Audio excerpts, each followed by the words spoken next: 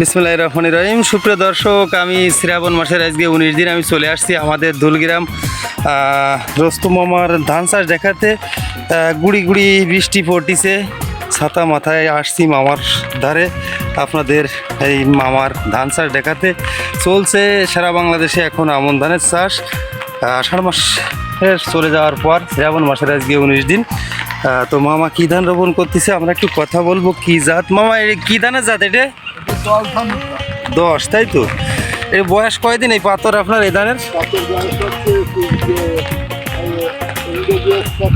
আজকে আসছে মামা 4 তারিখ আর শ্রাবণ মাসের 19 দিন। হ্যাঁ, 24 দিন বয়স না? ওই 22 থেকে 24 দিন রোপণ করা যায়, তাই তো?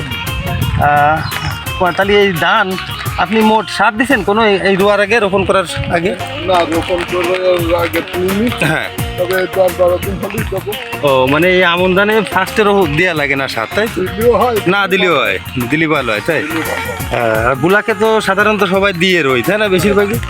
আর আর আমনে হয়তো কয়দিন পরে দেয়, 10 দিন পরে দেয়। মোট কয়বার সার দেবেন? আমি 2বারই দিবানি। মোট 2বার না?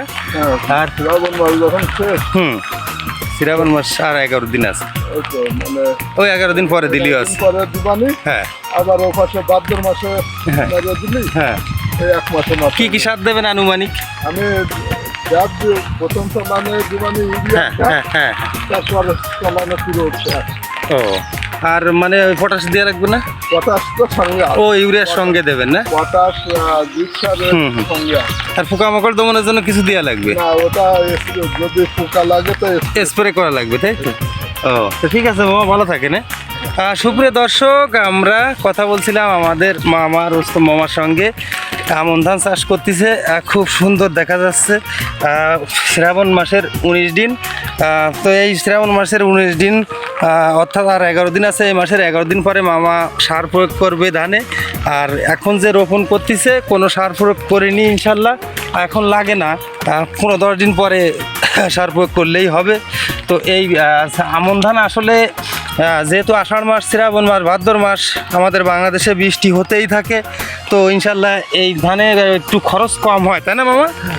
অনেক কম বিশেষ করে পানি লাগে না কোনো, সেই খাতিরে সারও কম লাগে না। প্রাকৃতিক আল্লাহ প্রদত্ত জিনিস, একদম উর্বর ক্ষমতা প্রচুর এই বৃষ্টিতে। এই যে হালকা হালকা গুড়ি গুড়ি বৃষ্টি হচ্ছে, এই যে ফসলের জন্য কি উপকারিতা একমাত্র আল্লাহই ভালো জানে। হ্যাঁ, সুপ্রিয় দর্শক, বাংলাদেশ কৃষিমাতৃক দেশ, আমাদের সোনার বাংলাদেশ। আর আমাদের এই কৃষকেরা প্রচুর কষ্ট করে ধান উৎপাদন করে। তো সরকার এই ধানের দিকে নজর দেয় না, কৃষকদের দিকে। মনে করেন সমিতির লোন নিয়ে ধান চাষ করতেছে দিনাদায়িক হয়ে। তো পরিশেষে ধান উঠানোর পর সেই ধানের দাম কম পায় না, ন্যায্য মূল্য পায় না কৃষকেরা। এই দুঃখটা রাখার জায়গা থাকে না, প্রত্যেকটা কৃষক কম বেশি বলে যে এই সরকার কেন নজর দেয় না কৃষকদের দিকে। কৃষকরা প্রচুর কষ্ট করে ধান উৎপাদন করে, সেই ধান উৎপাদন, ধান বিক্রির সময়, ঘরে তোলার পরে বিক্রি করার সময় সেই ন্যায্য মজুরি পায় না, দাম পায় না।